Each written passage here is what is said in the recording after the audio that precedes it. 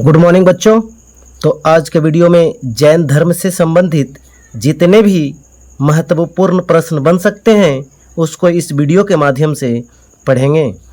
तो सबसे पहले जैन धर्म के जो संस्थापक थे उनका नाम थोड़ा सा पहले समझ लेते हैं कि संस्थापक ऋषभदेव थे, लेकिन इनके वास्तविक संस्थापक की बात करें तो महावीर थे। महावीर के बारे में ही सबसे ज़्यादा प्रश्न पूछा जाता है, इसीलिए जैन धर्म में हम सबसे ज़्यादा महावीर की ही चर्चा करेंगे।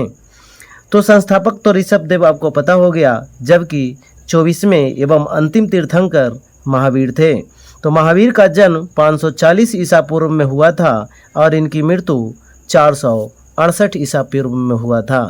यानी इनकी कुल जीवन की बात करें तो 72 वर्ष तक ये जीवित थे। आगे बात करते हैं कि महावीर स्वामी का जन्म स्थान कहाँ था। तो कुंडग्राम जो कि वैशाली के पास है, यहाँ इनका जन्म हुआ था। और महावीर के बचपन का नाम क्या था? तो इनके बचपन का नाम वर्धमान था।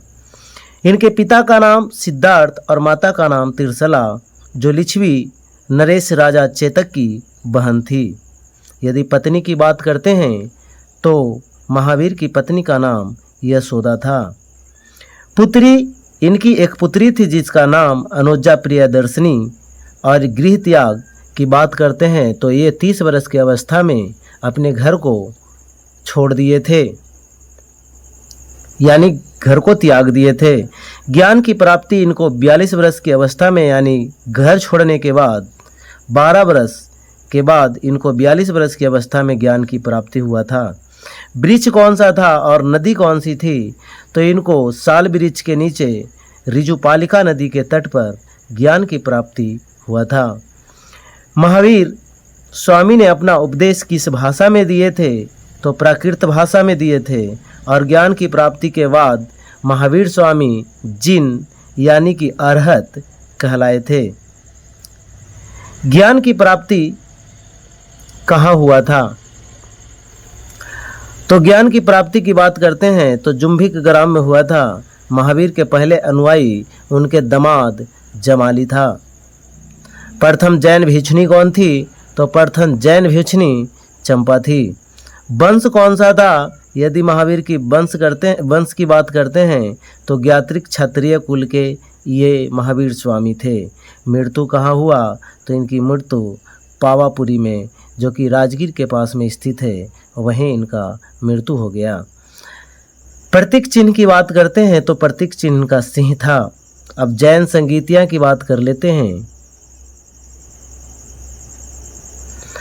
तो जैन संगीति, प्रथम जैन संगीति 300 ईसा पूर्व में हुआ था पाटलिपुत्र में, और उस समय अध्यक्ष स्थूलभद्र थे।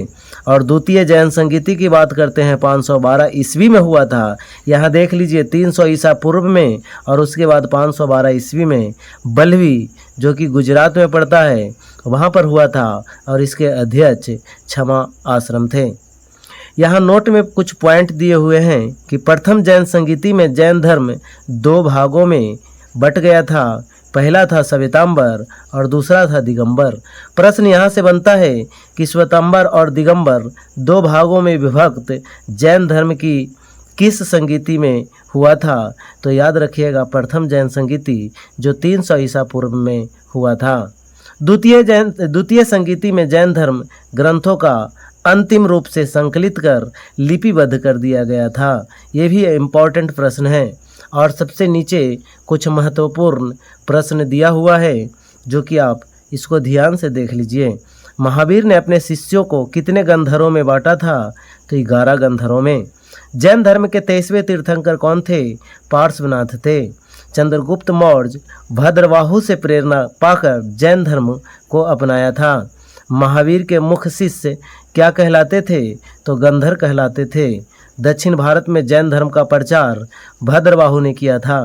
हाथी सिंह जैन मंदिर गुजरात में स्थित है। जल मंदिर पावापुरी बिहार में स्थित है।